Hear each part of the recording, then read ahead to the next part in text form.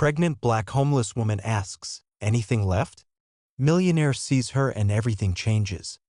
The wind off the bay had the cruel kind of bite only a city could perfect, slipping under collars, cutting through the thinnest seams of jackets, and finding its way straight to the bone. Layla Jones felt it keenly as she pulled her coat tighter around her swollen belly, the zipper long since broken, her fingers stiff and red with cold. She sat outside the back entrance of a busy cafe where the smell of burnt espresso grounds and fryer oil seeped from the cracked door. She waited there most mornings, not because she liked the place but because, at the end of the rush, they'd sometimes dump day-old croissants or sandwiches in a black trash bag just outside.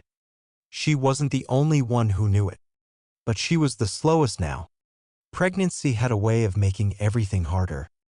She felt the first hard kick of the morning and winced, shifting on the cold concrete. "Easy, little one," she whispered, laying a hand on her belly. "You're just as hungry as I am, huh?" Her voice was quiet, almost embarrassed, as if she feared the wind might carry her words to someone who would judge her. A worker finally came out, scowling at the sight of the ragged figures lingering like ghosts near the dumpster. He dumped the bag without ceremony and stomped back inside. Immediately, there was movement. Two men, older and wiry, lunged first, tearing the bag open, tossing flattened sandwiches and soggy pastries aside in search of anything edible. Layla waited, heart pounding. She wasn't a fighter. Not anymore. When the chaos subsided, she slowly stood up, pressing one hand to the wall to steady herself. She walked to the mess they'd left, her belly brushing against her knees as she bent awkwardly. Her voice cracked when she spoke. "Anything left?" One of the men didn't even look at her. The other shrugged, tossing her a crumpled paper bag with something mushy inside. "Knock yourself out." She caught it clumsily, clutching it to her chest. "Thanks." But they were already walking away. She sat back down heavily, resting against the wall. She opened the bag. Inside was half a cinnamon roll, flattened, the frosting half smeared on the paper. She smiled anyway. "Looks like breakfast, baby," she murmured. She picked off a small piece, chewed slowly, trying to make it last. Across the street, Daniel Harper watched her from the passenger seat of his black town car. He hadn't meant to notice her. He hadn't meant to look at all. He was checking his emails on his tablet, ignoring the way his driver inched them along through the morning traffic. But something about the way she moved caught his eye. Not the homelessness itself, that was everywhere in the city, a daily tragedy that most people learned to step around. It was the careful way she tore that ruined pastry apart. The way she smiled at it, as if it were a feast. He lowered the tablet. "Steve," he said quietly. The driver glanced at him in the rearview. "Sir? Pull over." Steve hesitated but complied, easing the car to the curb.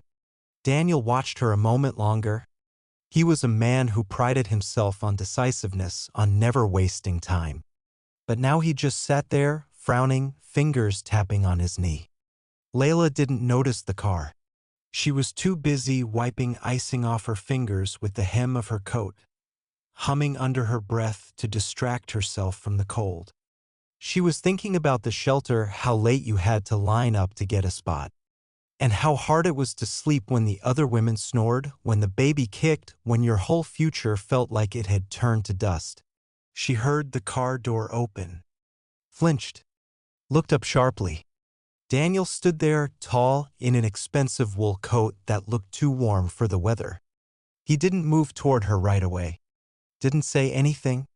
He just looked at her. Layla's heart raced. She knew that look.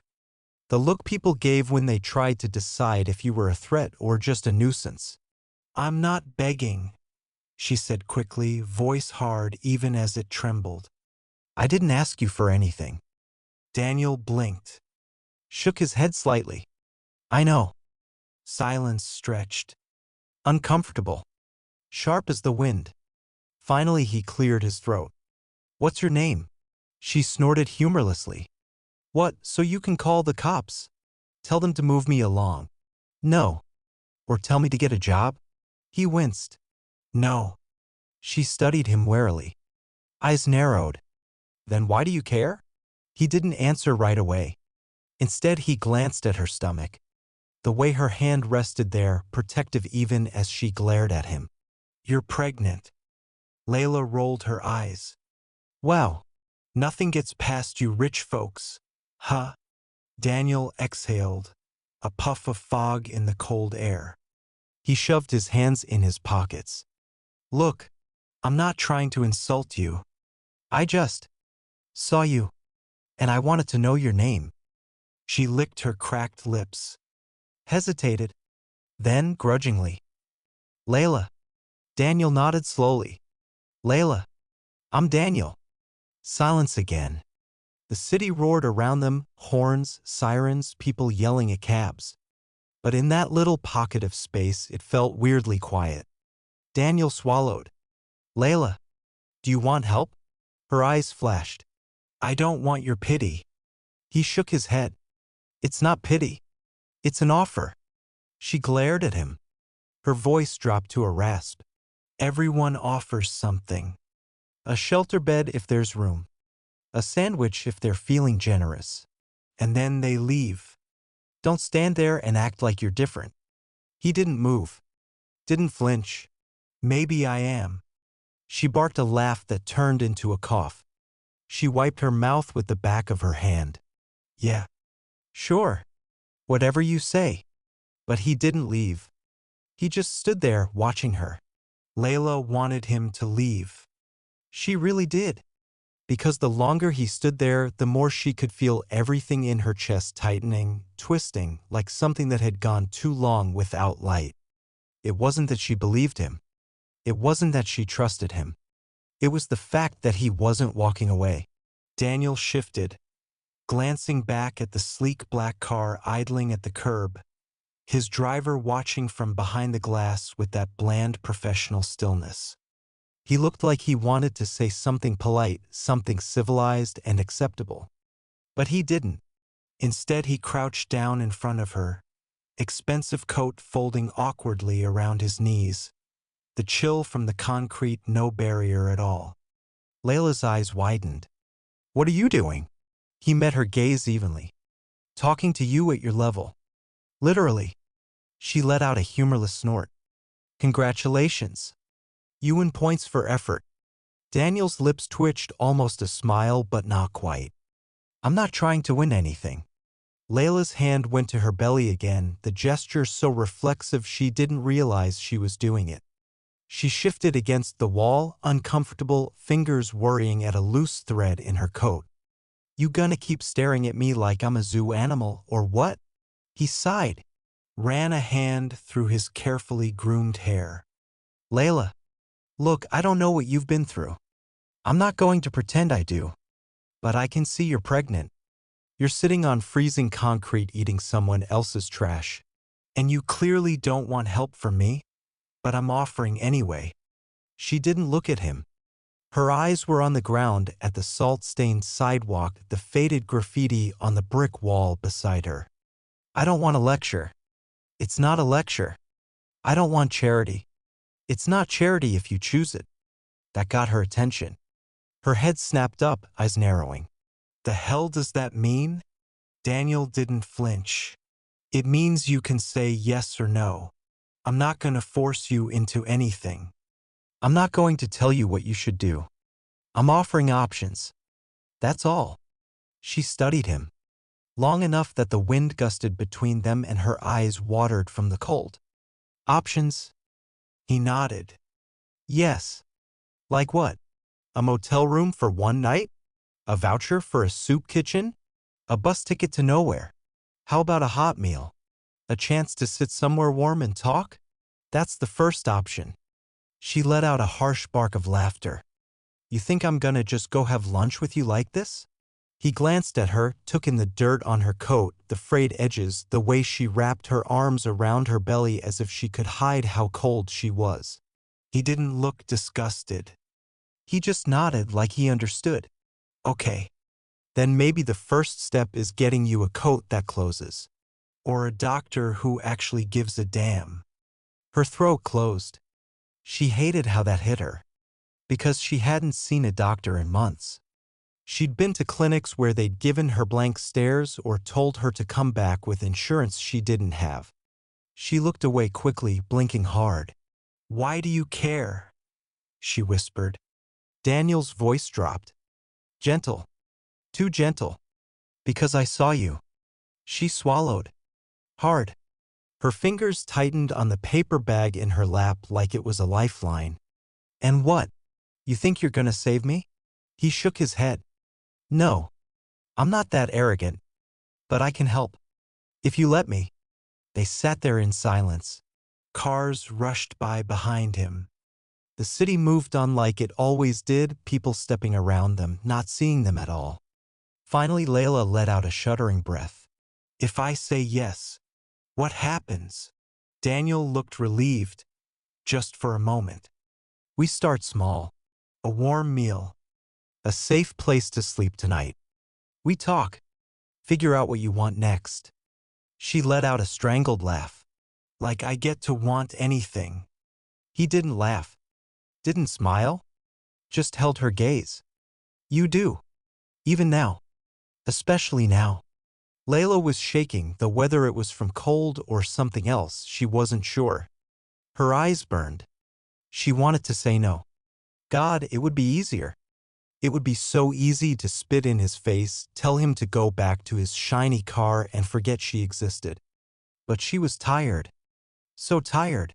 And she wasn't alone anymore. She rested her hand on her belly. Felt the smallest flutter in response.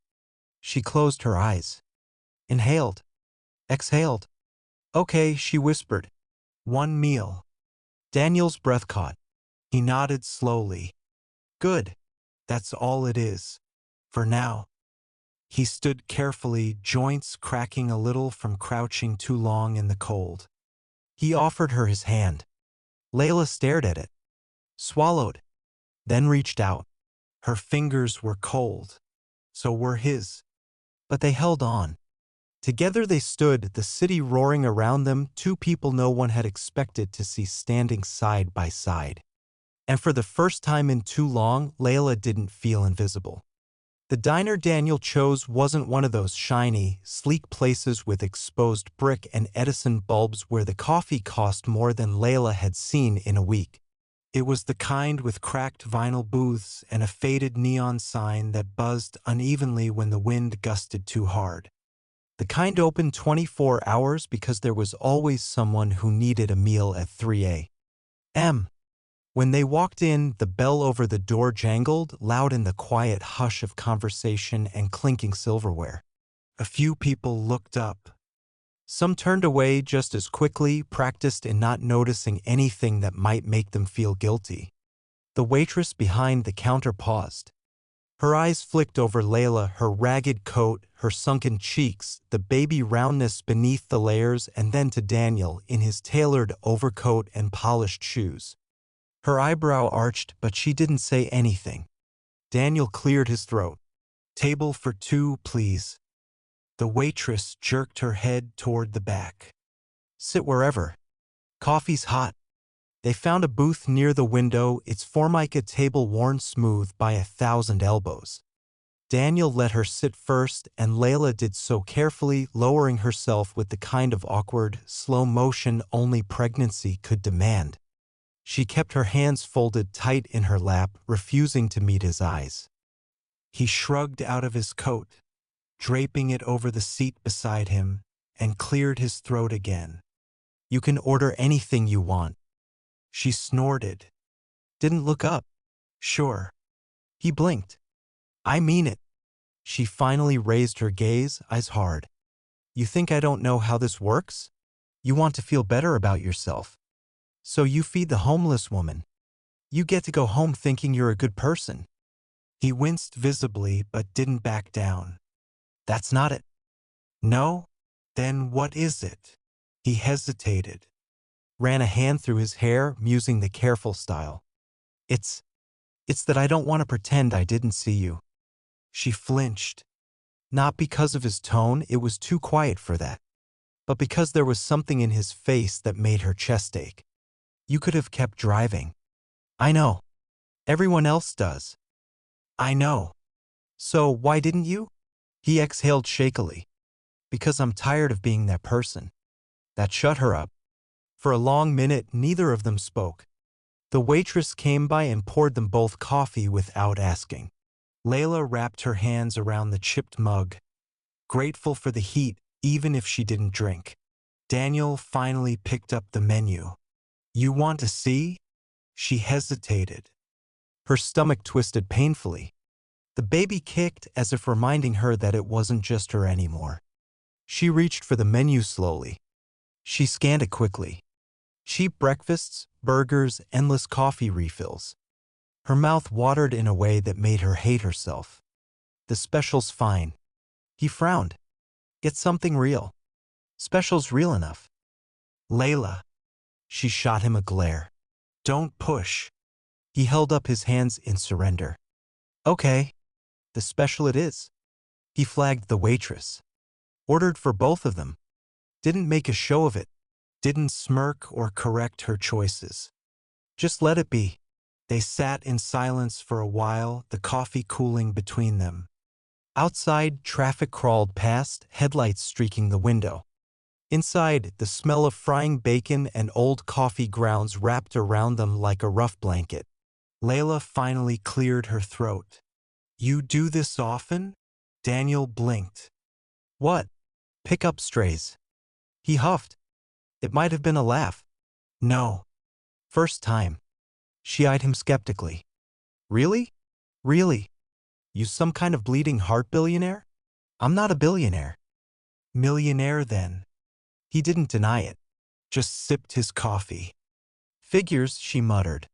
He set the mug down carefully. What does? That it'd take someone with money to care enough to notice. He winced. Didn't argue. Just nodded slowly. The food arrived. 2 heavy plates clattered onto the table. Eggs, toast, hash browns, bacon. Steam rose in lazy spirals. Layla stared at it like it might disappear if she blinked. Her hands trembled as she picked up the fork. She didn't wait for grace or small talk. She just ate. Slowly at first, then faster, trying to keep the tears from falling. Daniel watched without interrupting. He didn't offer platitudes. Didn't tell her to slow down. He just sat there, drinking his coffee, eyes sad but steady. When she finally set the fork down, stomach full for the first time in days, she wiped her mouth on the napkin and wouldn't meet his eyes. Thanks. You don't have to thank me. I do. No. You really don't. She looked up sharply. Don't tell me what I do and don't have to do. He spread his hands. Okay. Silence fell again. Heavy, but not as sharp as before. Layla leaned back in the booth. Closed her eyes. For just a moment, she let herself pretend she wasn't homeless. That she wasn't afraid. That she wasn't alone. When she opened them, Daniel was still there. Still watching. You don't have to keep babysitting me, she muttered. He shook his head. I'm not. Then what are you doing? He took a long breath.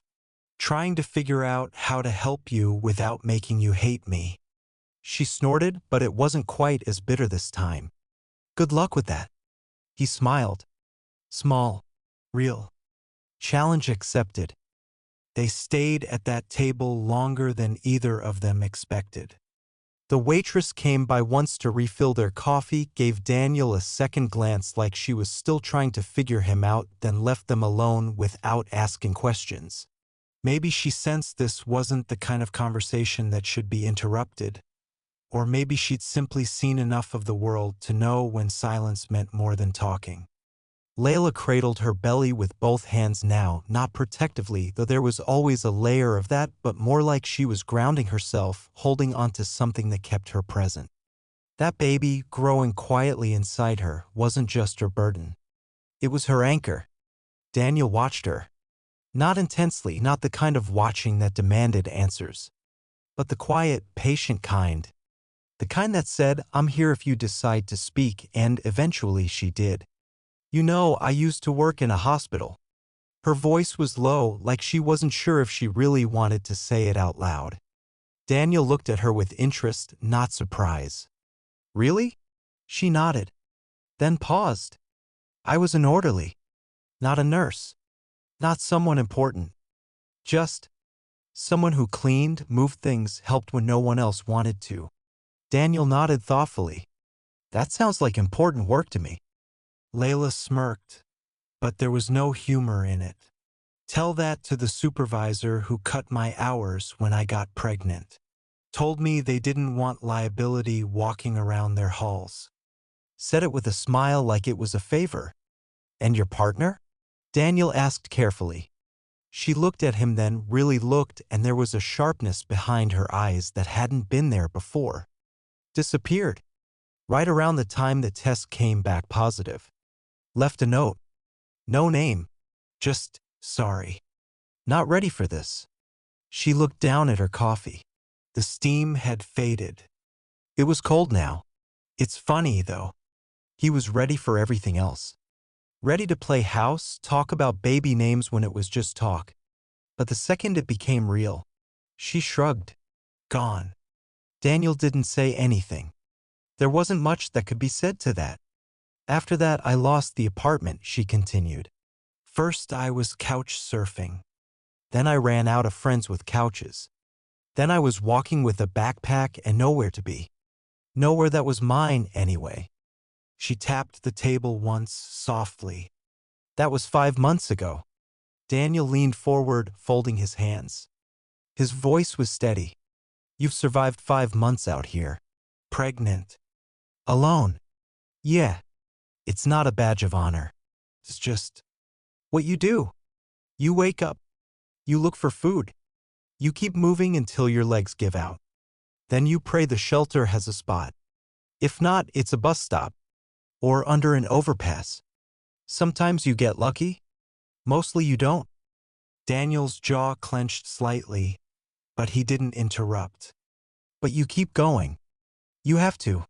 Layla's voice broke a little on that last sentence. Not enough to make a scene, but enough that she turned her face slightly toward the window. Because of the baby, Daniel said quietly. She nodded. Because if I stop, he stops. There was a silence then, one of those rare, raw moments where both people knew they were sitting at the edge of something that couldn't be undone. Where truth hung in the air so thick it was almost hard to breathe. Layla, Daniel said softly, I don't want to offer you a meal and disappear. That's not why I stopped. I know I can't fix everything. I know I'm just a stranger to you. But I don't want to be one of those people who sees and walks away. Layla turned back to him. There was something unreadable in her face now, caution, exhaustion, maybe even a tiny flicker of hope. So what are you offering, Daniel? She asked, voice cautious. A place to stay. A bed that's yours. A chance to breathe for more than 5 minutes at a time. She laughed again, this time bitter and fast. You say that like it's easy. I know it's not. And I'm not saying I've got all the answers. But I've got space. And I've got enough to make sure you and that child are safe. No strings. No expectations. Just a chance. For now. She didn't answer right away. She just stared out the window, watching the cars glide through the slush and headlights glow in the dimming light. Her hands moved to her stomach again. She could feel the little feet pressing against her ribs. What if I say yes? She asked finally. Daniel met her eyes. Then we start with that. We take it one day at a time. Layla looked down at her empty plate, then at her hands. Her nails were chipped. Her palms dry. Her wrists thinner than they should have been. You ever taken a stranger before? She asked. No. Then why now?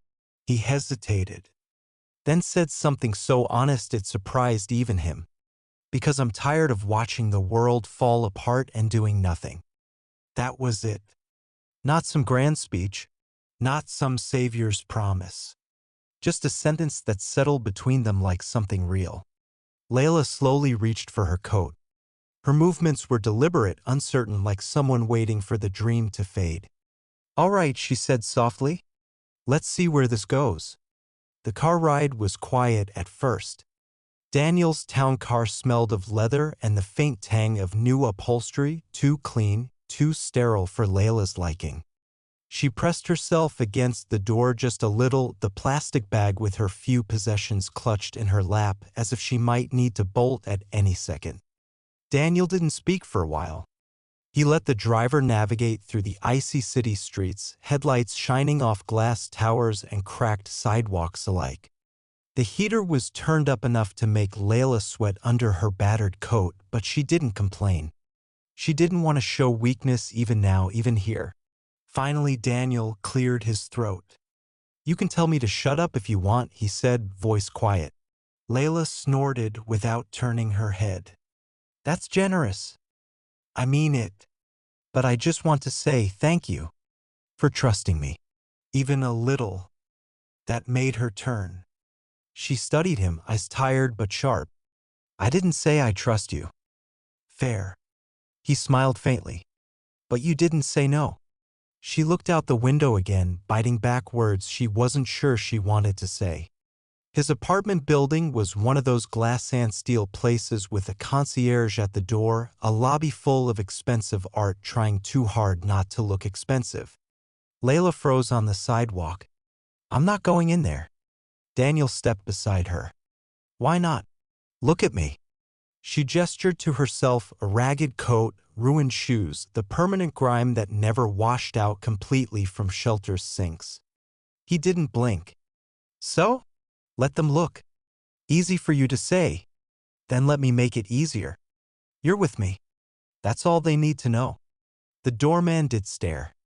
But he opened the door.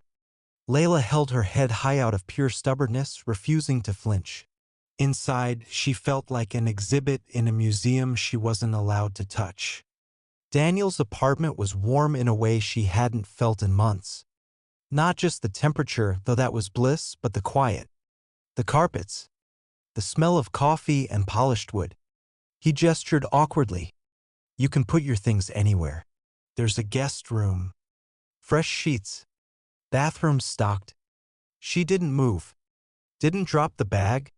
"And what? I pay you in gratitude? In company? Is that the unspoken deal?" Daniel's face fell. "No. God, no. Layla, I'm not asking for anything. Not one thing. Just please. Sit down. Rest. Eat if you're hungry.